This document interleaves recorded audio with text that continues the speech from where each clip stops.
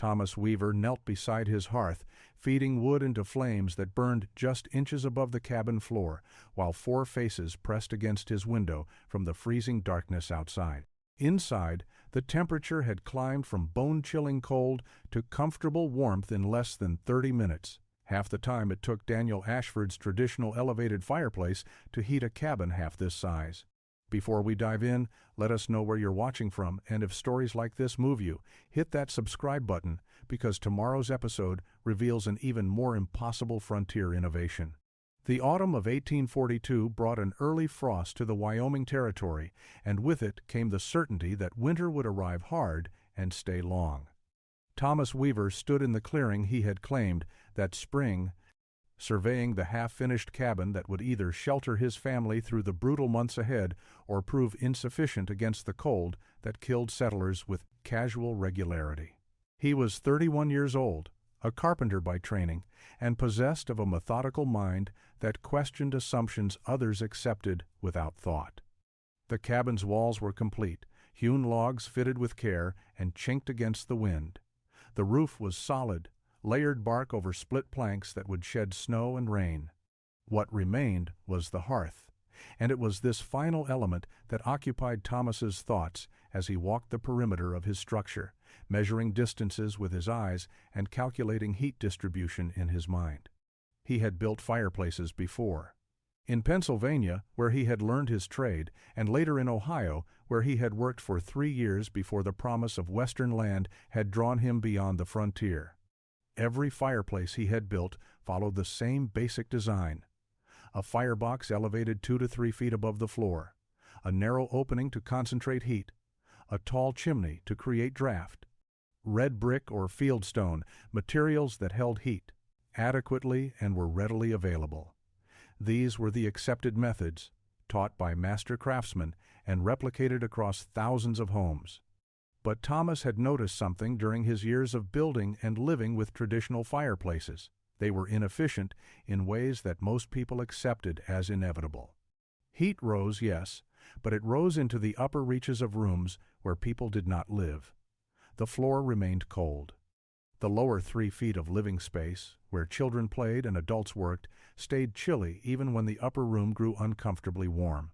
Traditional fireplaces required constant feeding, consumed enormous amounts of wood, and left occupants cold within an hour of the fire dying down. Thomas had spent the previous winter in a rented cabin near Fort Laramie, and he had paid attention to how heat moved through that space. The elevated fireplace warmed the ceiling area beautifully. The floor stayed cold enough that ice formed in water buckets overnight, despite a roaring fire. His wife Elizabeth had wrapped their infant daughter in every blanket they owned, and still worried about the cold that settled in the lower air. That winter of observation had planted questions in Thomas's mind. What if the accepted design was not the optimal design? What if elevating the firebox was a mistake based on incomplete understanding of how heat actually worked in a confined space? What if there was a better way? He had no formal education in physics or engineering, but he understood carpentry, understood structure, and he had developed an intuition about how materials and space interacted. Thomas found the stone deposit 3 miles north of his claim, exposed in a hillside where erosion had cut through layers of sediment. The stone was gray, ranging from pale ash tones to darker slate shades, and it occurred in relatively flat layers that could be split into usable blocks without excessive effort. He had been searching for building material for 2 weeks, rejecting red clay deposits that would require firing into brick and fieldstone that would need extensive shaping. This gray stone was different. It split along natural fracture lines, creating blocks that were remarkably uniform in thickness. The stone was dense but not brittle, heavy but workable. Thomas broke off a sample piece and held it in his hand, feeling its weight and texture. He built a small fire and placed the stone near the flames, then waited an hour. When he retrieved the stone, it was hot to the touch, but not cracked. More importantly, it retained that heat. He wrapped the stone in cloth and carried it back to his cabin. 4 hours later, the stone was still warm. That night, Thomas explained his plans to Elizabeth. They sat at the rough table he had built, their daughter Sarah sleeping in a cradle nearby. Elizabeth listened as Thomas described the hearth he intended to build, and he watched concern grow in her expression. "Everyone builds fireplaces chest high," she said carefully. "There must be reasons for that." "There are reasons," Thomas agreed. "But I am not convinced they are good reasons." "The Ashfords just finished their cabin," Elizabeth continued. "Daniel built a proper fireplace with red brick he hauled from Fort Bridger. It is beautiful and works well." "It works adequately," Thomas corrected. "I visited last week while Daniel was showing it to Henry Caldwell. The upper room was warm, the floor was cold. Daniel's children were wearing coats inside their own home." Elizabeth was quiet for a moment. "What if you are wrong?" It was the question Thomas had asked himself repeatedly. What if generations of builders had arrived at the elevated design because it truly was superior? What if his observations were flawed? What if his confidence was actually arrogance? "Then we will be cold this winter," Thomas said, "and I will rebuild the hearth properly in spring. But I do not believe I am wrong." Over the next week, Thomas quarried stone. He used a sledgehammer and iron wedges to split blocks from the hillside, working methodically to create pieces that were approximately the same dimensions. Each block weighed between 20 and 30 pounds. He needed more than 200 blocks for the hearth he envisioned. The work was backbreaking, but Thomas found satisfaction in the steady accumulation of materials. Each block represented a component of his theory, a piece of the structure that would prove or disprove his ideas. He hauled the stones to his cabin using a sledge pulled by his ox, making trip after trip until a substantial pile of gray blocks sat beside his building site. Daniel Ashford arrived on a cool morning in late October, ostensibly to borrow tools but clearly motivated by curiosity. Thomas was laying out the foundation for his hearth when Daniel dismounted and walked over to examine the work. The positioning was immediately obvious.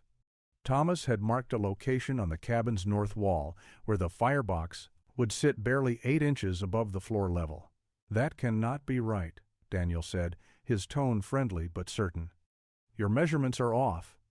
Thomas continued working, using a level to ensure his foundation stones were perfectly horizontal. "The measurements are correct." Daniel crouched down, studying the layout. "Thomas, the firebox needs to be elevated. 2 feet minimum, 3 feet is better. Heat rises. If you build at floor level, all your warmth will escape under the door and through gaps in the floorboards. Heat radiates in all directions before it rises," Thomas said. "The warmth will spread horizontally across the floor first. That is not how fireplaces work." Daniel's voice carried the patience of someone explaining simple facts to a confused child. "I have built 3 fireplaces. My father built dozens in Virginia. The design is standard because the design works." Thomas set down his level and looked at Daniel directly. "Standard design means everyone makes the same mistakes consistently." Daniel laughed, though the sound held no humor. "You think every mason and builder across America has been doing it wrong? That you have discovered something they all missed? I think people repeat what they have been taught without examining whether those teachings are optimal." "And these gray stones?" Daniel picked up one of the blocks, turning it over in his hands. "Why not proper brick? This looks like something you pulled from a creek bed." "That stone retains heat better than brick," Thomas said. "I tested it." "You tested it," Daniel repeated. "Thomas, I say this as your neighbor, and with respect for your carpentry skills. You are making a mistake. When winter comes and this floor-level contraption fails to heat your cabin, you will have wasted weeks of work and put your family at risk." Elizabeth and little Sarah deserve better than an experimental hearth. The mention of his family struck deeper than Daniel probably intended. Thomas felt the weight of responsibility, the knowledge that his wife and daughter would suffer if he was wrong. But he also remembered Elizabeth shivering on cold mornings despite a roaring fire in their previous cabin, remembered Sarah's hands turning red from cold, even indoors. "I appreciate your concern," Thomas said evenly, "but I will build it as planned." Daniel shook his head, mounting his horse. "Henry Caldwell is coming by my place this afternoon to see my fireplace. You should join us. See how a proper hearth is constructed." Thomas returned to his work without answering. Behind him, he heard Daniel ride away, and he knew the conversation would be repeated throughout the small settlement. The mockery began in earnest 3 days later. Thomas was mixing mortar when Peter Frost and Henry Caldwell arrived together, clearly having coordinated their visit. Henry was the oldest settler in the area, a man whose opinions carried weight based on 62 years of accumulated experience. His presence signaled that Thomas's unconventional construction had become a topic of community concern. "Daniel tells us you are building a floor-level hearth," Henry said without preamble. "I wanted to see it for myself before offering guidance." Thomas gestured toward the partially constructed firebox. The gray stone foundation was complete, and he had begun laying the first courses of the firebox walls. The structure was wide and shallow, stretching nearly 5 feet across, but only 18 inches deep. The opening sat exactly 8 inches above the cabin floor. Henry examined the work in silence for a full minute. Peter walked around the structure, his expression growing more dubious with each step. Finally, Henry spoke. "Son, I have built and used fireplaces for 50 years, in Pennsylvania, in Kentucky, and now out here. What you are building violates every principle of functional fireplace design." "What principles specifically?" Thomas asked. "Heat rises," Henry said, as though this single fact settled all debate. "A firebox at floor level puts your heat source at the coldest point in the room. Cold air settles, your fire will struggle for draft. The heat it produces will immediately sink and dissipate." "Cold air settles because warm air displaces it upward," Thomas countered. "If I introduce heat at the floor level, I warm the cold air directly, rather than letting it remain cold while I heat the ceiling." Peter shook his head. "That gray stone is another problem. Looks like limestone or sandstone. Too soft. It will crack from the heat within a month. You need proper brick or granite." "This stone has better thermal properties than brick," Thomas said. "It absorbs heat faster and releases it more slowly. Where did you learn that?" Henry's tone was sharp. "Did you apprentice with a mason, study engineering, or are you guessing based on feelings?" Thomas set down his trowel. "I tested samples. I observed how different materials held and released heat.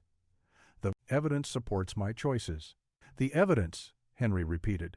"Thomas, the evidence is 10,000 fireplaces built across this country using elevated designs with brick or fieldstone. That is your evidence. What you have is a theory that makes you feel clever." "Henry, I mean no disrespect to your experience." "Then take advice from that experience. You have a wife and child depending on this cabin staying warm. Winter here kills people. I have seen families freeze because they were unprepared or made poor decisions about their shelter. This hearth will fail, and when it does, Elizabeth and Sarah will suffer for your stubbornness." The words hit Thomas like physical blows, not because they were cruel, but because they voiced his own deepest fears. Thomas spent that evening sitting outside his cabin, staring at the unfinished hearth through the open doorway. Elizabeth brought him coffee and sat beside him without speaking. The silence between them was not comfortable. Finally, she broke it. "Henry Caldwell is a good man. He has helped many families survive out here." "I know," Thomas said. "Daniel's fireplace works. I saw it when Rebecca invited me over. Their cabin was warm. The upper half was warm." Elizabeth turned to face him. "Thomas, what if they are right? What if you are risking our family because you want to prove you are smarter than everyone else?" The accusation stung because it touched on something Thomas had wondered himself. Was this about genuine innovation or about his ego?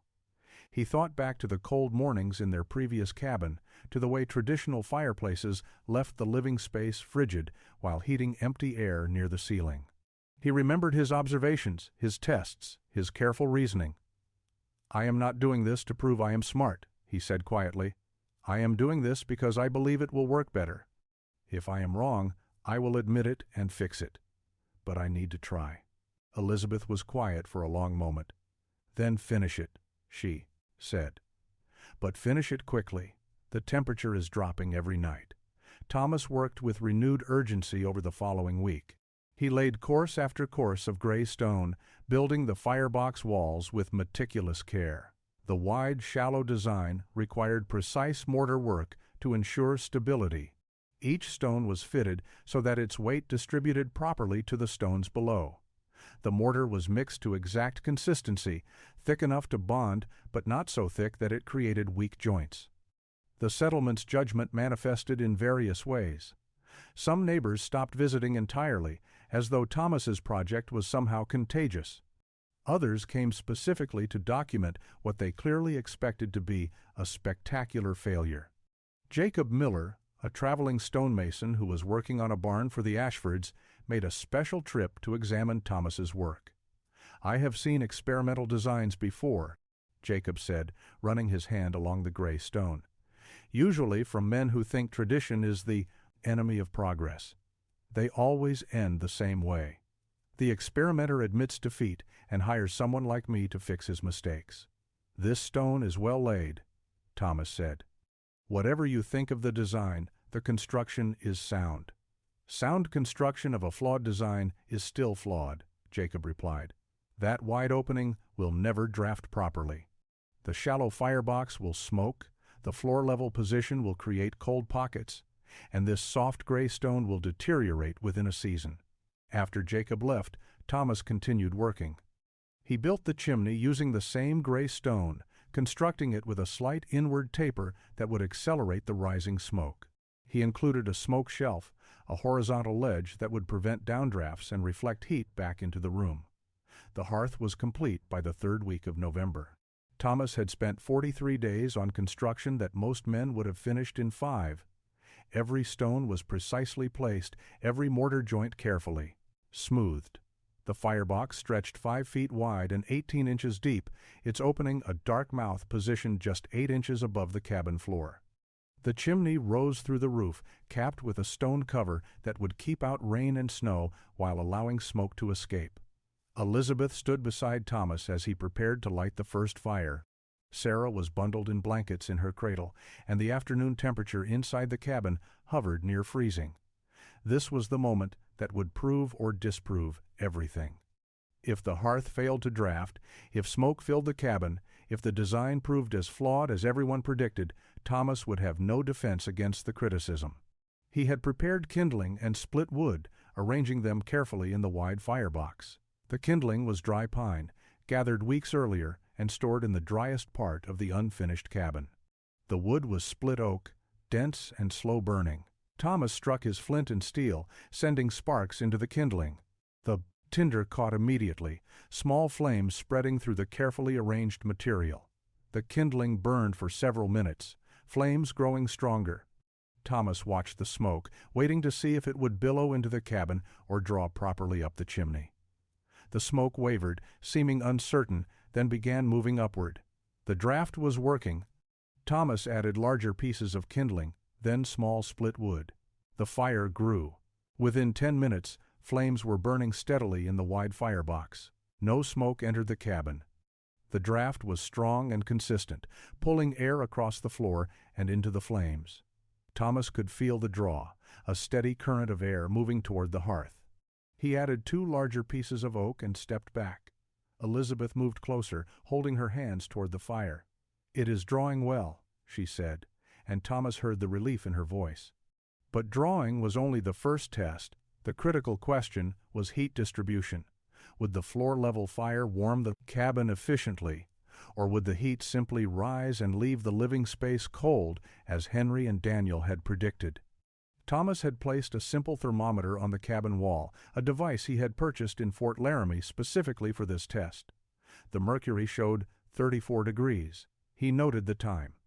It was 2 o'clock in the afternoon. The fire burned steadily, consuming wood at what seemed like a reasonable rate. Thomas fed it carefully, maintaining consistent flames without creating a roaring blaze. He wanted to understand the hearth's efficiency, not simply overwhelm the space with excessive heat. After 15 minutes, Elizabeth removed her shawl. "I am warming," she said. Thomas checked the thermometer. 39 degrees. 5 degrees in 15 minutes. He forced himself to remain cautious. Traditional fireplaces also warmed cabins. The question was whether his design performed better. After 30 minutes, the thermometer read 48 degrees. Elizabeth had removed her coat and was working at the table in her regular dress. Sarah had stopped fussing, the infant's innate sensitivity to temperature registering the improving conditions. But what struck Thomas most profoundly was where he felt the warmth. He knelt on the floor near the hearth, placing his hand against the wooden planks. They were warm to the touch. Not hot, but noticeably warmer than the ambient air had been. He moved to the center of the cabin and knelt again. Still warm.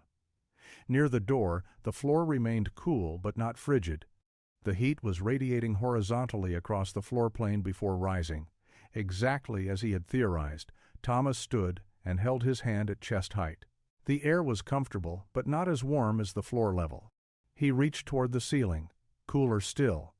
The temperature gradient was inverted from what traditional fireplaces created. He was heating the space where his family actually lived, rather than warming empty air above their heads. At 45 minutes, the thermometer showed 56 degrees, 22 degrees of warming in 3/4 of an hour. Thomas had no direct comparison data for traditional fireplaces, but he remembered how long it took to warm their previous cabin. This felt faster, significantly faster. The gray stone was performing exactly as he had hoped. He touched the hearth structure carefully. The stones closest to the fire were hot, but the heat was spreading through the entire mass. The wide, shallow design created maximum surface area for heat absorption. The horizontal courses meant the warmth was radiating outward at floor level rather than concentrating in a narrow column that would rise directly upward. At 1 hour, the thermometer read 61 degrees. The cabin had warmed 27 degrees in 60 minutes. Thomas added 2 more pieces of wood, noting how much fuel he had consumed. Perhaps 8 pieces total, none larger than his forearm. He thought about the massive logs required to keep traditional fireplaces burning hot enough to warm a space. Elizabeth was humming while she prepared their evening meal, something she had not done in weeks. The tension that had filled their home since Thomas began his controversial project seemed to be lifting. Sarah slept peacefully, her blankets looser now that the ambient temperature no longer threatened her comfort. "It is working," Elizabeth said simply. Thomas nodded, but he knew this was only the beginning of proof. One successful fire on a moderately cold afternoon did not validate his design. He needed to demonstrate consistent performance across varying conditions. He needed to show fuel efficiency over extended periods. He needed to prove the hearth would function during the brutal cold of deep winter. But for this moment, watching his wife move comfortably through their warm cabin while their daughter slept peacefully, Thomas allowed himself to believe he might have been right. The floor beneath his feet radiated gentle heat, and the Seabullseye gray stones glowed with absorbed warmth. The true test came 3 weeks later, on a night when the temperature plummeted to depths that challenged every cabin in the settlement. The date was December 9th, 1842, and the cold arrived with a clarity that made the stars seem close enough to touch. By evening, frost formed on the inside of windows throughout the territory. Animals huddled in barns. Settlers piled every blanket they owned onto their beds and fed their fireplaces constantly, fighting against cold that found every gap and weakness in their structures. Thomas woke at midnight to check the fire. The thermometer read 58 degrees inside the cabin, and the fire had burned down to coals. He added 3 pieces of wood and returned to bed. At 2 in the morning, Elizabeth woke him. "Thomas, listen." Through the cabin walls came sounds from the Ashford place, a 1/4 mile distant. Voices, movement. The unmistakable noise of crisis. Thomas dressed quickly and went outside. The cold hit him like a physical force, stealing his breath. He could see lamplight in the Ashford cabin, unusual for the middle of the night. He returned inside and added more wood to his fire. Within minutes, the flames were strong again. Within 15 minutes, the cabin temperature had climbed back to 63 degrees. Thomas stood at his window, watching the distant lamplight, and wondered what was happening. He learned the details the next morning when Daniel appeared at his door, his face haggard from sleeplessness. Behind him stood Peter Frost, Henry Caldwell, and Jacob Miller. All 4 men looked exhausted. "The temperature inside my cabin dropped to 38 degrees last night," Daniel said without greeting. I kept the fire blazing all evening, used half a cord of wood, and still could not keep the cold out. Rebecca and the children were freezing despite being wrapped in every blanket we own. We nearly had to abandon our home and shelter with the Caldwells. Peter spoke next. My cabin reached 40 degrees, same situation. Fire roaring, wood disappearing, family freezing. Henry Caldwell, who had lectured Thomas so severely about proper fireplace design, said nothing. He simply looked at the interior of Thomas's cabin, at Elizabeth working comfortably in a light dress, at Sarah playing on a blanket spread across the warm floor. "What was your temperature last night?" Daniel asked, though his tone suggested he already suspected the answer. "It dropped to 58 degrees around midnight," Thomas said. "I added wood twice. Used perhaps 10 pieces total through the night." Jacob Miller walked to the hearth and knelt beside it, placing his hand on the gray stone. "Still warm," he said quietly. "Hours after the fire burned down, the stones are still radiating heat." Daniel looked at Thomas with an expression that combined exhaustion, frustration, and something approaching desperation. "I need you to show me how you built this." By afternoon, 7 families had visited Thomas's cabin. Word of the previous night's temperature crisis had spread through the settlement with the speed that important news always traveled in isolated communities. Men who had mocked Thomas's design 3 weeks earlier now stood in his home, feeling the warmth radiating from his floor. Examining the gray stone hearth with expressions that ranged from curiosity to barely concealed embarrassment, Thomas explained his design methodically, walking each visitor through the reasoning behind every choice. The floor-level positioning that allowed heat to radiate through the living space rather than rising immediately to the ceiling. The wide, shallow firebox that created maximum surface area for combustion and heat transfer. The gray stone selected specifically for its thermal properties, its ability to absorb heat quickly during active burning and release it slowly over hours. "The stone is the key," Thomas said, running his hand along the better gray blocks. "Red brick is adequate for containing fire, but this limestone absorbs and holds heat far more effectively. These stones are still warm from this morning's fire, and it is now past midday." Henry Caldwell knelt beside the hearth, his aged joints protesting the movement. He placed both hands on the stones, holding them there for a long moment. "I was wrong," he said simply. 50 years of building fireplaces, and I was wrong about fundamental principles." The admission carried weight. Henry was not a man who acknowledged error lightly.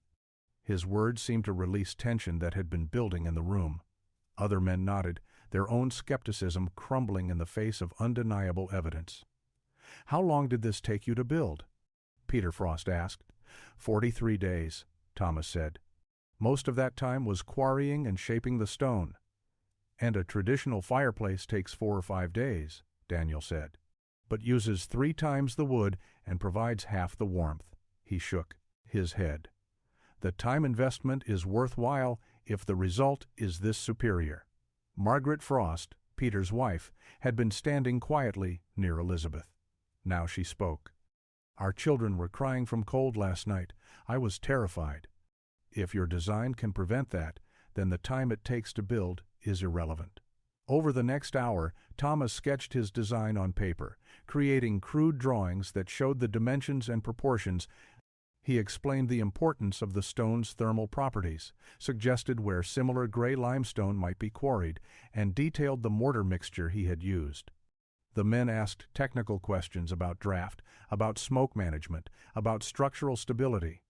Thomas answered each query with the patience of someone who had thought through every aspect of his design. Rebecca Ashford approached Elizabeth in the corner where the women had gathered. "I apologize for doubting your husband. Daniel came home from his first visit here saying Thomas was building something foolish. I believed him. We were wrong." Elizabeth smiled. Thomas knew he was taking a risk, but he also knew what he had observed. Sometimes one person seeing clearly is worth more than many people repeating the same mistakes. The winter of 1842 to 1843 became known in the settlement as the Winter of the Gray. Hearths. By February, 4 families had begun construction of floor-level fireplaces using Thomas's design. By the following autumn, 11 cabins featured the distinctive wide, shallow hearths built with gray limestone quarried from the hillside Thomas had discovered. The design spread not through promotion or persuasion, but through the simple logic of survival. Families who adopted the innovation stayed warmer, used less wood, and suffered fewer illnesses related to cold exposure. Thomas helped where he could, offering advice on stone selection, demonstrating proper mortar techniques, and explaining the thermal principles that made the design effective. He never charged for his assistance. The knowledge was freely given, just as the observation and reasoning that produced it had been freely developed. Some builders modified the design slightly, adapting it to their specific circumstances or available materials. Thomas encouraged experimentation. The core principles remained consistent across variations. Low positioning, wide firebox, thermal mass stone, horizontal heat radiation. Daniel Ashford's new hearth, completed in March of 1843, became the second example of the design in the settlement. Daniel worked alongside Thomas during construction, learning techniques he had dismissed as foolish just months earlier. The friendship between the two men, strained by disagreement and vindication, gradually rebuilt itself on the foundation of mutual respect. Daniel never explicitly apologized for his mockery, but his actions spoke clearly.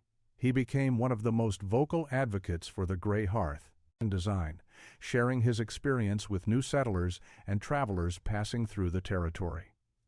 By 1845, the distinctive floor-level hearths had spread beyond the immediate settlement. Trappers, traders, and travelers carried descriptions of the unusual but effective fireplace design to other communities. References to weaver hearths or gray stone hearths began appearing in letters and journals from across the Wyoming and Montana territories. The innovation had achieved what all successful frontier adaptations achieved. It solved a genuine problem better than existing methods, and people adopted it because it worked. Thomas and Elizabeth's family grew.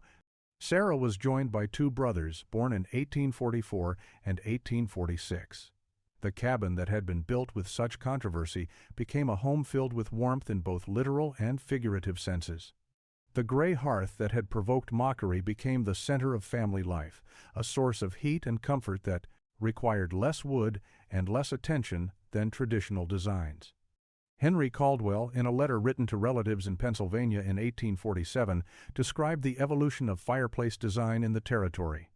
He wrote honestly about his initial skepticism and his eventual recognition that younger men with fresh perspectives sometimes saw truths that experience had obscured.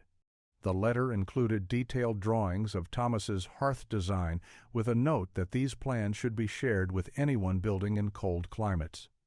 Thomas Weaver never sought recognition for his innovation.